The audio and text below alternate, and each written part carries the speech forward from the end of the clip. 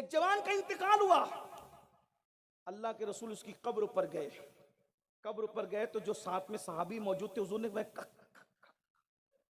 जब हुजूर ने ये फरमाया ना, यानी बेचैनी के अल्फाज जब आदमी कहता है, अल्फाज के बगैर जो आवाज निकलती है, हुजूर ने इससे बेचैनी, वो सहाबी परेशान हो गए। हुजूर मुझसे कह, आका फरमाते तुझसे नहीं कह रहा हूं, ध्यान से सुनो, अल्लाह के रसूल फरमाने तुझसे नहीं कह रहा हूं, ये जो खिताब हो रहा है ना, ये कब्र वाले से हो रहा है, ये कब्र के अंदर पड़ा हुआ है उससे हो रहा है। या रसूलल्लाह ये कब्र वाले का क्या है? अब ध्यान से सुनना, आका फरमाते मैंने इसको ज़कात वसूल करने भेजा था। उस जवान को हुजूर फरमाते मैंने ज़कात वसूल करने भेजा था, ये ज़कात वसूल करके लाया, उसमें एक ज़िरा आई थी, वो ज़िरा को इसने मेरी इजाज़त के बगैर पहन लिया। अब मैं वो ज़िरा देख रहा हूं कि जहन्नम की आग की ज़िरा बनाकर इसके बदन में डाल दी गई है। रसूलुल्लाह की दौर के ज़माने का इंसान, हुजूर के ज़माने का इंसान जिसकी कब्र पर अल्लाह के रसूल खड़े हुए हैं, हुजूर जिसकी कब्र पे खड़े हुए हैं। मैं बुजुर्गों की निस्बत का मुखालिफ नहीं हूँ, लेकिन हदीस में है तो मानना तो पड़ेगा आपको। अगर आप हदीस नहीं मानते तो फिर क्या है? रसूलुल्लाह के ज़माने का इंसान अगर ज़िरा को अपनी मर्जी से इस्तेमाल कर ले, यानी अमानत में खयानत करे, तो वो ज़िरा उसको आग की बनाकर पहनाई जाती है कब्र में। किस किस का माल हड़प कर रहे हो, धोखे से माल लेते हो, कर्जा लेते हो तो अदा नहीं करते, और दादागिरी करते हो कि कौन मुझसे वसूल करेगा, मैंने कर्जा किसका दिया जो तेरा कर्जा दूंगा। जानते हो कर्ज लेकर न देने वाले का वबाल क्या है? एक जनाजा रसूलुल्लाह की बारगाह में लाया गया, अल्लाह के रसूल जनाजे के लिए खड़े हुए, फौरन पीछे हो गए, फरमाया तुम में से कोई इसका जनाजा पढ़ा दो, मैं जनाजा नहीं पढ़ाऊंगा। सहाबा ने कहा या रसूलल्लाह वजह? आका फरमाते हैं अभी मुझे जिब्रील ने बताया कि ये कर्जदार है, और जो कर्जा वाला है मैं उसका जनाजा नहीं पढ़ा सकता, तुम में से कोई पढ़ा दे। मुझे बताओ जो कर्ज में मर जाए, रसूलुल्लाह उसका जनाजा नहीं पढ़ा रहे हैं। अल्लाह अकबर। वहां मौलाए कायनात मौजूद थे, अर्ज किया या रसूल अल्लाह कितना कर्जा है? इसका कर्जा मैं अपने जिम्मे लेता हूं, मैं अदा कर दूंगा, इतनी बड़ी सआदत से इसको महरूम न करे, इसका जिम्मा मैं अपने सर लेता हूं, इसको बरी जिम्मा करता हूं। मेरे भाइयों कितना कर्ज ले रहे हो? पूरी जिंदगी कर्ज में गुजार देते हो। आपको पता है अगर इंसान शहीद हो जाए तो उसकी दो चीजें माफ नहीं होती, एक तो जो उसने वादा किया है वो माफ नहीं होगा, एक जो उसने कर्ज लिया है वो माफ नहीं होगा। और तीसरी चीज और बता दूं, अल्लाह अकबर, शहीद को जो जन्नत में जाने से जो चीज रोक देती है, अल्लाह के रसूल अलैहि सलाम फरमाते हैं अगर कोई शहीद भी हो जाए और माँ या बाप का दिल दुखा करके मरे तो शहादत के बाद भी अल्लाह उसको जन्नत में दाखिल नहीं करता। शहीद होने के बाद भी। आज क्या हो रहा है? आज क्या इसका लेके खा जा, उसका लेके खा जा। आजकल तो रातों रात करोड़पति बनने के चक्कर में आदमी दौलत दौलत। आप क्या ले जाएंगे? फिरौन क्या ले गया? शद्दाद क्या ले गया? हमान क्या ले गया? यजीद क्या ले गया? तुम हम क्या ले जाएंगे? कुछ नहीं। आधी से ज्यादा फतेह करने वाला जिसने दुनिया फतेह की वो सिकंदर, आधी से ज्यादा दुनिया फतेह करके जब दुनिया से जाता है तो कहता है मेरे हाथ जनाजे के बाहर करना ताकि लोगों को पैगाम दे के जाऊं कि जिसने आधे से ज्यादा दुनिया फतेह की है वो दुनिया से गया तो खाली हाथ गया। तुम क्या लेकर जाओ? फैक्ट्रियों के मालिक क्या ले जाओगे? मैं माल कमाने के मुखालिफ नहीं, माल कमाओ। मैं तो लोगों को कहता हूँ, सुन्नियों को कहता हूँ, अल्लाह के रसूल ने फरमाया गुर्बत कभी कभी इंसान को कुफ्र तक पहुंचाती है। माल कमाओ, माल जमाओ, ज़कात दो, लेकिन माल में इतने डूब मत जाओ कि अल्लाह को भूल, अल्लाह को मत भूलो। माल कमाओ, खाओ पियो, इंजॉय करो, मगर अल्लाह को मत भूलो, क्योंकि जो अल्लाह को भूलता है। दो बातें अर्ज करके अपनी बात मुकम्मल कर लूं। एक बहुत बड़ा बादशाह था, अल्लाह ने उसको बहुत दौलत दी, बहुत माल दिया था, अल्लाह ने बहुत माल दिया था, बहुत माल दिया। क्या अंजाम होता है ना मगरूरों का, और वो अल्लाह को भूल गया। अब उसका अंजाम क्या वो जरा सुनिए। दो भाई थे, दो भाई, दोनों भाई हिस्से बकरे की बुनियाद पे झगड़ा कर रहे थे। ऐसे हम लोग भी करते हैं झगड़ा फसाद, हिस्से बकरे की बुनियाद। एक बात तो याद रखिए, जिसका झगड़ा खत्म करने का तरीका यह है जिसका हक जितना निकलता है उसको उतना दे दो, हकदार को उसका हक दे दो। अगर आपने अपने भाई का, अपनी बहन का हक नहीं दिया, समझ लो एक एक उंगली के पोरे के, पोरा समझते, उंगली के पोरे के बराबर भी आपने अपने भाई बहन या किसी की जमीन हड़प की है तो नीचे नीचे नीचे नीचे 7 तबक काट कर कयामत के दिन उसका हार बनाकर तुम्हारे गले में पहनाया जाएगा। ये 1 इंच जमीन की बात कर रहा हूं, 7 तबक काट के 50 किलो की मिट्टी हम नहीं बर्दाश्त कर सकते, वो 7 तबक अंदर, और लोग तो पूरा पूरा खेत हड़प कर रहे हैं। बहनों का हक नहीं दे रहे, भाइयों का हक नहीं दे रहे। हर साल उम्रा के लिए भी जा रहे हैं, हज के लिए भी जा रहे हैं, भाइयों को बहनों को तरसा रहे हैं। हकदार को हक दे दो, दुनिया से कुछ नहीं ले जाओ, सब छोड़ के जाना। मरोगे तो सब छोड़ के जाना। मजदूर का पसीना सूखने से पहले उसकी मजदूरी दे दो। किसी पे जुल्म मत करो। मस्जिद के मुतवल्लियों से कहता हूं, ट्रस्टियों से कहता हूं, अपने इमामों को मत तरसाओ। तुम्हें अपनी जेब से तनख्वाह नहीं देनी, इमामों की तनख्वाह कम से कम इतनी करो जितनी किसी कोर्ट के जज की तनख्वाह होती है। कम से कम इतनी करो, नहीं तो कम से कम 25-30 हजार इतना तो दो कि उसका घर अच्छे से चले। तुम्हें जेब से तो नहीं देना, नहीं देना, जेब से चंदा करके देना है। मुतवल्ली बने हो तो थोड़ी मेहनत ज्यादा करो। आप 1 घंटे आने वाले मुकर्रिर को तो 50,000 देते हो, 2-4 नात पढ़ने वाले को तो 50-30 हजार देते हो। जो पूरा महीना इमामत करता है, वो जनाजा भी पढ़ाता है, बच्चे के कान में अजान भी पढ़ता है, उसके बाद पानी पे भी दम करता है, बीमार पड़ जाओ तो दम करता है, हर वक्त कुरान खाने में भी हाजिर है, फिर तुम्हारी बातें भी सुनता है। उसके बावजूद भी तुम अपने इमामों को उतनी भी तनख्वाह नहीं देते जितना तुम अपने जब वो गेट के चपरासी को जो तनख्वाह देते हो, उतनी तनख्वाह भी अपने इमामों को नहीं देते। तुमसे क्या मरोगे तो कयामत के दिन अल्लाह ये भी, या तो ट्रस्टीशिप छोड़ दो, मुतवल्ली हैसियत से इस्तीफा दे दो, या फिर मेहनत करके इमामों को उनका हक दो। जरा गौर तो करें, हमने इमामों का हाल क्या बना रखा है, जो 5 वक्त अल्लाह की बारगाह में हमारा कायद बन करके खड़ा रहता है। मुझे ये इमाम लोगों ने कुछ कहा नहीं है, और मुझे इनसे कोई उम्मीद नहीं, मुझसे हक कहने पर अपने अल्लाह से उम्मीद है, उसकी रजा की उम्मीद है। ये बात याद रखें। मैं कोई इमाम आदमी नहीं, तो यूं भी कोई पढ़ा लिखा आदमी नहीं, मुझे कोई इमाम भी क्या बनाएगा। लेकिन ये बात याद रखिए, अपने इमामों को दीजिए, अपने मुअज्जिन को दीजिए, रिश्तेदारों को उनका हक दीजिए, बीवी को उसका खर्चा पूरा पूरा दीजिए, बीवी को मत तरसाइए, माँ बाप को उसका हक दीजिए, सबको हक अदा कीजिए, क्योंकि सबके हक के बारे में पूछा जाएगा। ये बात अच्छी तरह याद रखिए। तो आज ये कर रहा था, 2 भाई इससे बकरे पे झगड़ा कर रहे थे। करीब में एक टूटा हुआ प्याला पड़ा हुआ था।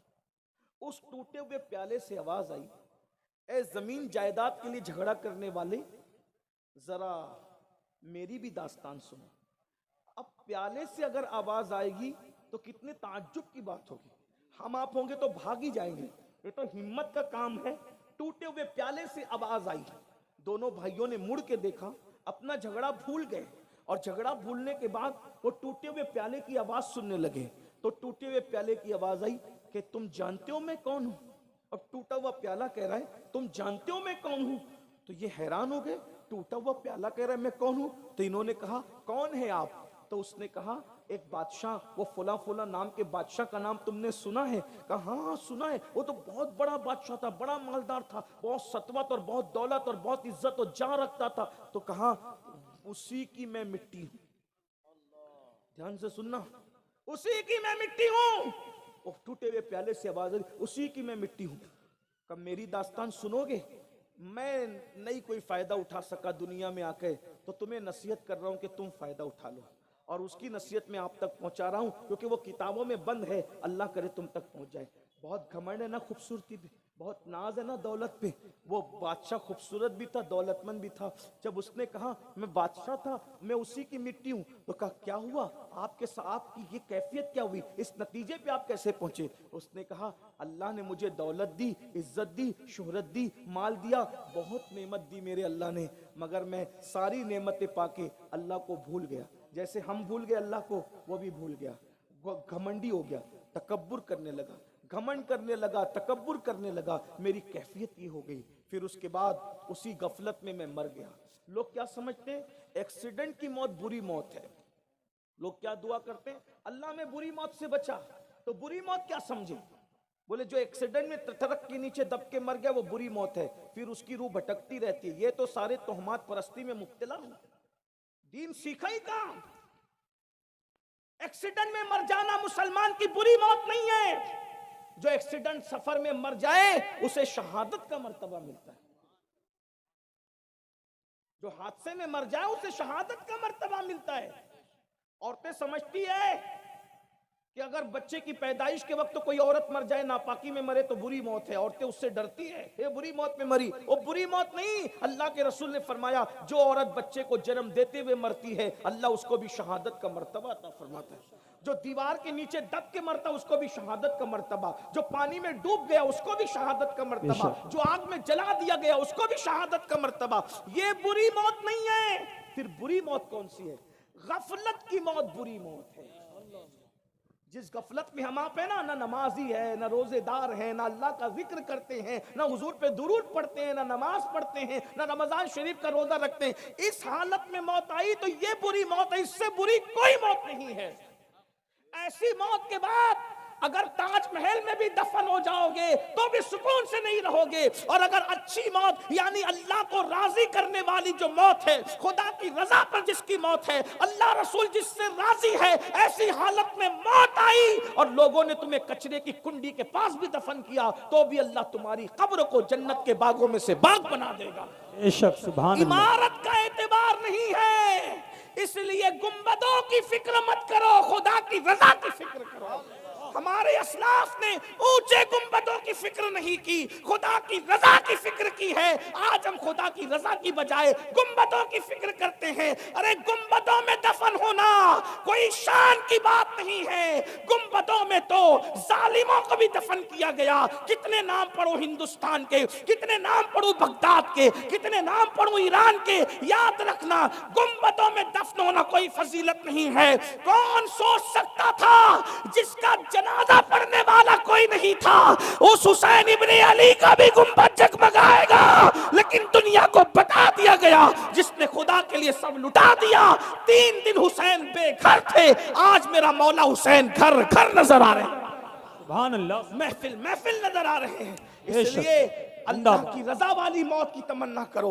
अल्लाह उस शान से, इस शान से मौत अता फरमाए कि वो हमसे राजी हो। और ये नगमा हम सुने, या अय्यतुहन नफ्सुल मुतमइन्ना इरजिई इला रब्बिकी रादियतम मर्दिया फदखुली फी इबादी वदखुली जन्नती। वो बहुत खूबसूरत मौत होती है। अल्लाह अकबर। अर्ज क्या कर रहा था, टूटे हुए प्याले से आवाज आई कि मैं बादशाह था, दौलत थी, सतवत थी, हुकूमत थी, खूबसूरती थी, सब दिया था अल्लाह ने, लेकिन घमंडी होके खुदा को भूल गया था खुदा को। फिर घमंड और तकब्बुर में मौत आई, मर गया तो बादशाहत गई, दौलत गई, सब गया। फिर कहता है मुझे दफन कर दिया गया। उस टूटे हुए प्याले से आवाज आई, मुझे दफन कर दिया गया। और जब दफन किया गया तो मेरी हड्डी हड्डी को कब्र की मिट्टी चाट गई और मैं मिट्टी में मिला दिया गया। सब कब्र में महफूज नहीं रहते और न सब मिट्टी में मिलाए जाते हैं। अल्लाह जिसे चाहता है वो महफूज रहते हैं और जिसे चाहता है अल्लाह मिट्टी में मिला देता है। कुछ लड़के नहीं मानते, मैं उनको एक मिसाल से समझाता हूँ। अगर गेहूं का दाना जमीन में डालो तो जमीन उसको खा जाती है, लेकिन जिस दाने से अल्लाह खेती करना चाहता है, किसान डालकर पानी डालता है, मगर उस दाने को अल्लाह महफूज रखता है और उस दाने को जिंदा ही नहीं रखता, इतना ताकतवर बना देता है, उससे कोपल निकलती है, जमीन को फाड़ करके पूरे खेत को हरा भरा कर देती है। नादान, अब भी तुझे शऊर नहीं आएगा। जब अल्लाह दाने की ऐसी हिफाजत करना जानता है तो उसने जिसमें गौसे आजम की कैसी हिफाजत की होगी, जिसमें गरीब नवाज की कैसी हिफाजत की होगी, जिसमें साबिर पाक की कैसी हिफाजत की होगी। और जब गुलामों का ये हाल है तो इनके इमाम, महबूबों के महबूब, महबूब आजम मुस्तफ़ा जाने रहमत के जिस्म की कैसी हिफाजत की होगी। आजकल मौलवी लोग कुछ कहते हैं 1857 के बाद के आने वाले मौलवी के माज़अल्लाह नबी मरकर मिट्टी में मिल गए। मैंने कहा मेरे अजीज, नबी मर के मिट्टी में कैसे मिल सकते हैं? मिट्टी में तो हर घर दाना भी नहीं मिलता, तो महबूब मिट्टी में कैसे मिल सकता है? इसलिए मेरी बात को याद रखना। आजकल आप भी बहुत दाएं बाएं हो रहे हो, अहले सुन्नत के सच्चे मजहब पर कायम रहो। इससे सच्चा मजहब दुनिया में कोई नहीं है, क्योंकि हर एक के यहाँ टेढ़े तिरछे अकायद और नजरियात मौजूद है, लेकिन जिसे हम अहले सुन्नत कहते हैं इसकी कड़ियां सहाबे किराम से मिली हुई है, इसका अकीदा भी सहाबा से, इसका नजरिया भी सहाबा से। आप कोई अकीदा अहले सुन्नत का पेश कीजिए, इंशाअल्लाह मैं आपको अहले सुन्नत का वो नजरिया सहाबा, कुरान और हदीस से पेश करने की सआदत हासिल कर सकता हूँ, लेकिन उस वक्त में मेरा उन्वान ये नहीं है। तो अर्ज क्या कर रहा था, उस बादशाह की उस वो प्याले से आवाज आई कि मेरे जिस्म को कब्र की मिट्टी खा गई और फिर नीचे की मिट्टी ऊपर, ऊपर की मिट्टी नीचे हुई तो क्या हुआ, मेरे ऊपर लोग पेशाब करने लगे, मेरे मुंह पे लोग पाखाना करें। आदमी की मिट्टी मिट्टी में मिल जाए फिर भी रूह का ताल्लुक जिस्म से मौजूद रहता है, एहसास जिंदा रहता है। अल्लाह के रसूल अलैहिस्सलाम फरमाते हैं जिन चीजों से जिंदों को तकलीफ होती है उन चीजों से मुर्दों को भी तकलीफ, यानी अगर माज़अल्लाह कोई जिंदे के मुंह पे पेशाब करेगा तो उसको तकलीफ होगी, तो मुर्दे को भी उससे तकलीफ होगी। तो वो कहता है मिट्टी से आवाज आती है, मेरी मिट्टी मिट्टी में तो मिल गई लेकिन मुझ पे लोग पेशाब और पाखाना करने, मुझ पे लोग पेशाब पाक देख रहे हैं। बाइक पे बैठते हो कितने घमंड से हैं, बाइक देने वाले खुदा को भूल गया, घमंड करता है भाई। जींस और टी शर्ट पहन कर निकलता है तो घमंड करता है, घमंड मत कर। अरे अगर खूबसूरत जींस और टी शर्ट पहन के तू निकला और लोग तेरी तारीफ कर रहे तो दिल में अल्लाह का शुक्र अदा कर, अल्लाह अगर तू मुझे खूबसूरत न बनाता तो लोग मेरे हुस्न की तारीफ क्यों करते हैं। अल्लाह को मत भूलो, अल्लाह को कहीं भी मत, अल्लाह ने नेमत दी उसको कहीं फरामोश मत करो वरना अंजाम बुरा है। तो वो टूटे हुए प्याले से आवाज आई, लोग मेरी मिट्टी पे पेशाब और पाखाना करने लगे। जरा सोचो तो सही, तसव्वुर में लाओ उसकी जगह अगर हम हों, अमीनुल कादरी हो, आप हों, और मरने के बाद हमारी जिस्म को मिट्टी खा जाए, अल्लाह न करे, दुआ कीजिए अल्लाह न करे, तसव्वुर कीजिए मस्जिदों को वीरान करने वालों, हमारे जिस्म को मिट्टी न खाएगी तो क्या होगा। यहूद और नसरानी और मुशरिकों की तरह जिंदगी गुजारने वालों, कब तक अल्लाह को नाराज करोगे, कब तक अल्लाह से दूर रहोगे। सोचो तो सही, एक दिन मौत है, मौत, एक दिन मौत है, मौत है, मौत है, मौत से किसी को रुस्तगारी नहीं है। अगर मौत से कोई बच सकता था, एक हस्ती अल्लाह का महबूब जो वजह तख्लीक कायनात है, जब अल्लाह ने महबूब को मौत की लज्जत चखा दी तब कौन है जो मौत से बच सकता है। ये और बात है कि औरों की मौत अलग है, महबूब की मौत अलग है।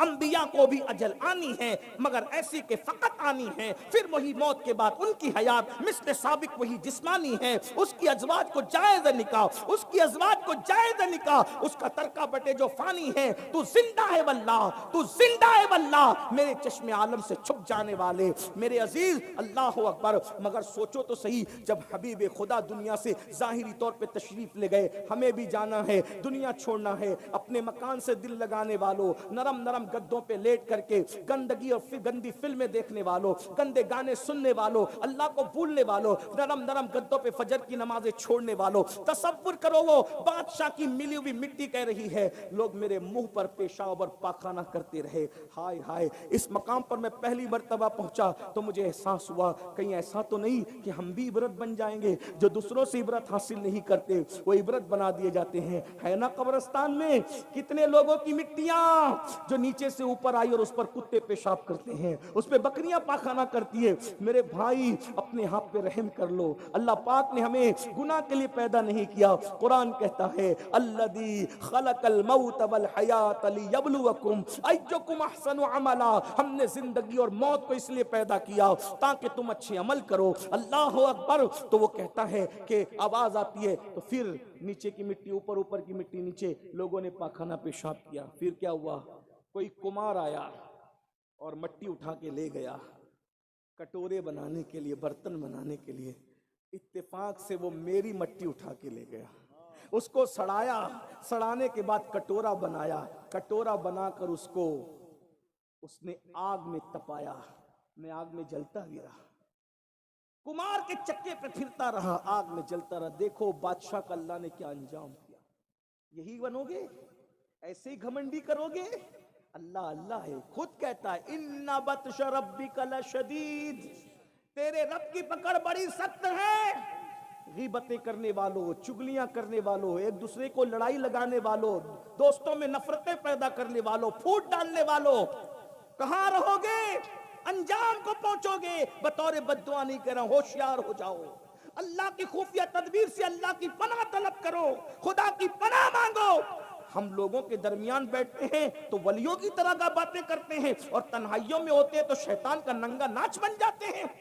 अपनी तन्हाइयों को चेक करो मेरे भाई, हमारी तन्हाइयां कैसी है, हमारा अकेलापन कैसा है। लोग देख रहे हो तो हम बड़ा लुकमा नहीं खाते और अल्लाह देख रहा है तो जिना के अड्डों को तक आबाद करते हो।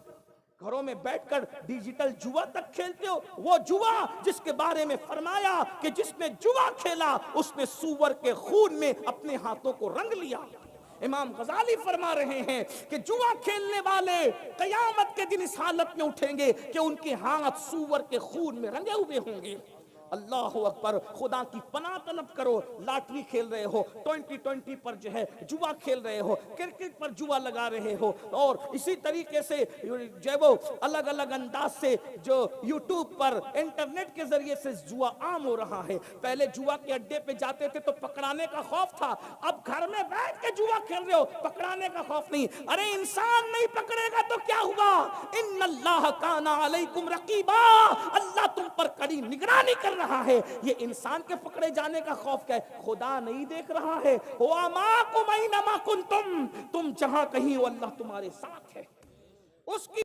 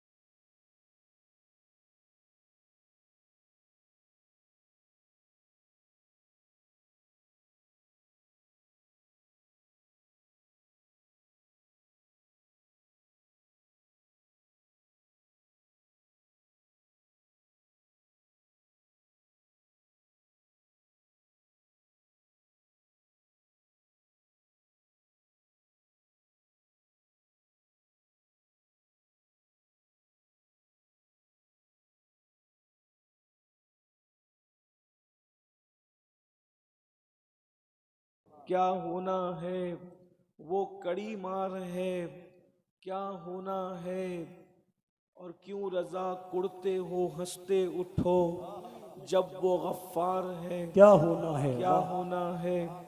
आज की ये महफिल चहलुम और इसाले सवाब के हवाले से इनेकाद पजीर है। जनाब यामीन भाई के साहबजादे मोहम्मद आकिब मरहूम मगफूर, उनके चहलुम और इसाले सवाब के हवाले से ये महफिल मुनक्किद है।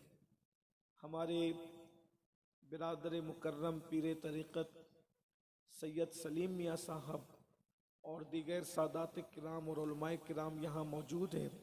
इन सब की मौजूदगी में दुआ की जाती है कि अल्लाह तबारक व ताला मोहम्मद आकिब की बेहिसाब मग़फ़िरत फरमाए। आमीन आमीन अल्लाह ताला उन्हें करवट करवट जन्नत की बाहरें अता फरमाए। आमीन।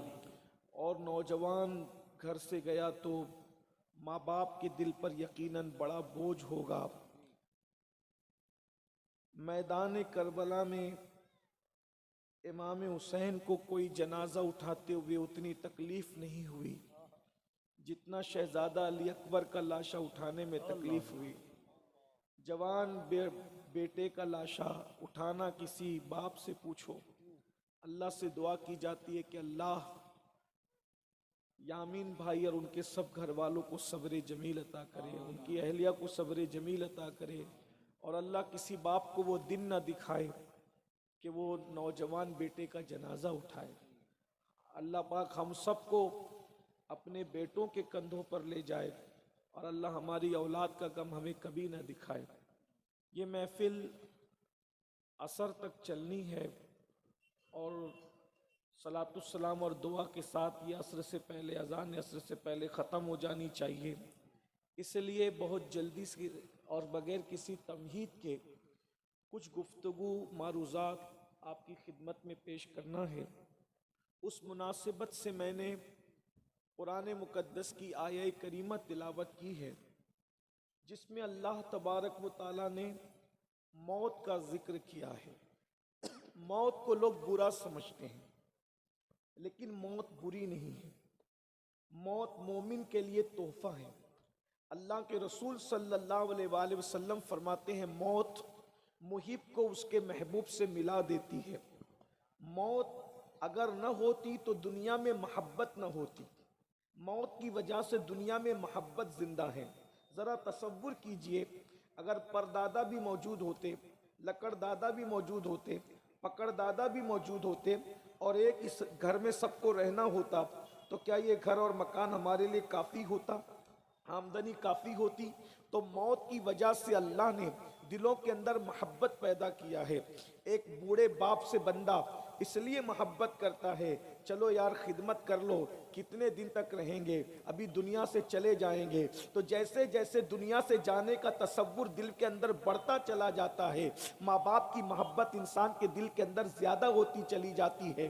तो ये जो मौत है वो मोहब्बत पैदा करती है। और फिर उसके बाद ये मौत का हाल ये है, अल्लाह के रसूल सल्लल्लाहु अलैहि वसल्लम इरशाद फरमाते हैं कि मोमिन के लिए मौत के वक्त जो तकलीफ होती है वो उसके गुनाहों का कफ़ारा हो जाती है। और मरते वक्त इंसान को जितनी तकलीफ होती है वो तकलीफ से इंसान गुनाहों से ऐसे पाक होकर दुनिया से जाता है जैसे माँ के पेट से पैदा होते वक्त वो गुनाहों से पाक था।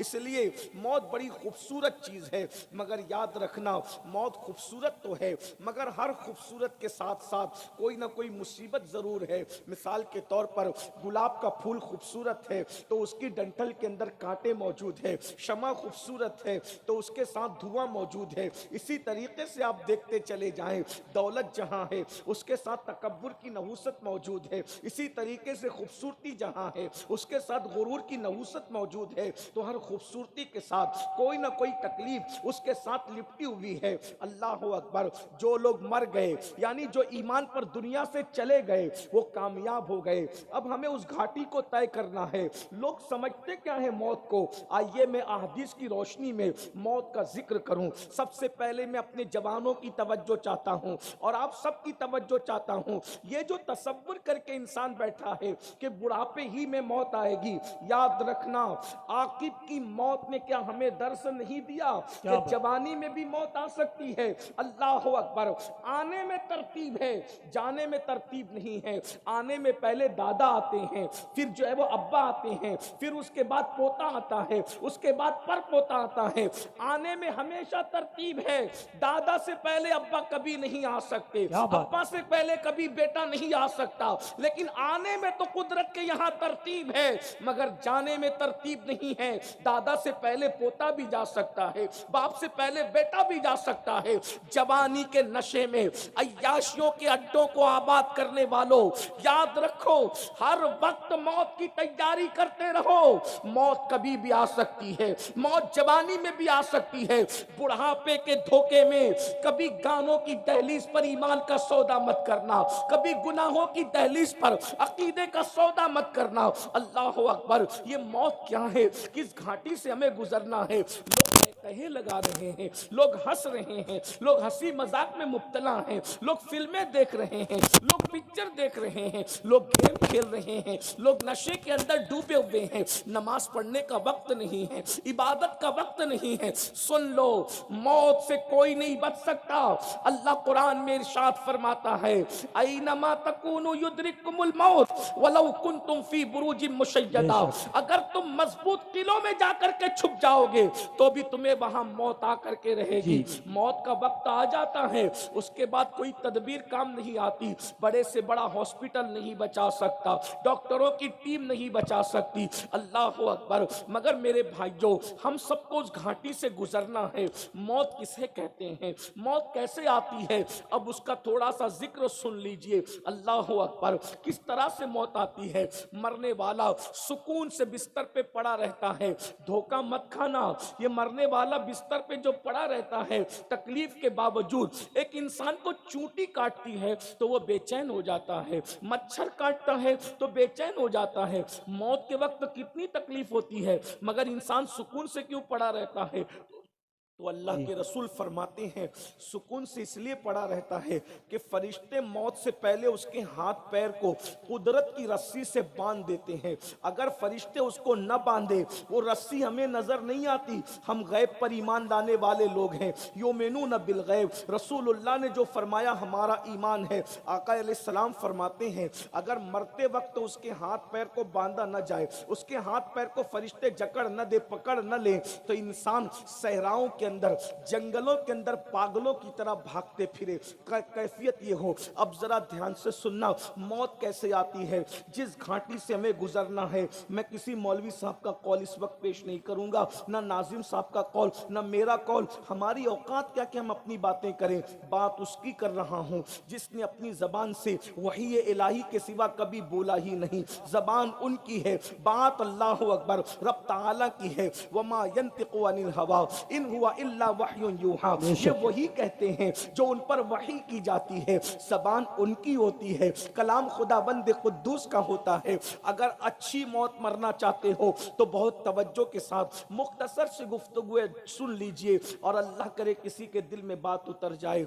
मौत क्या है, मौत के वक्त कितनी तकलीफ होती है। पहले मैं नेकों को जो तकलीफ होती है वो बता दूं, नेक लोगों को जो तकलीफ होती है वो बता दूं, ताकि आपको एहसास हो जाए नेक लोगों की को कितनी तकलीफ होती है। ये जो समझते हो ना कि नेक लोगों को तकलीफ नहीं होती, नेक लोगों को भी तकलीफ होती है। और कितनी होती है, मैं सहाबा से आगाज करता हूँ, सहाबा से आगाज करता हूँ, उसको सुन लीजिए। अल्लाह अकबर। इस रिवायत को जो मैं पढ़ रहा हूँ फ़क़ी अबुल लैस समरकंदी ने अपनी किताब में लिखा।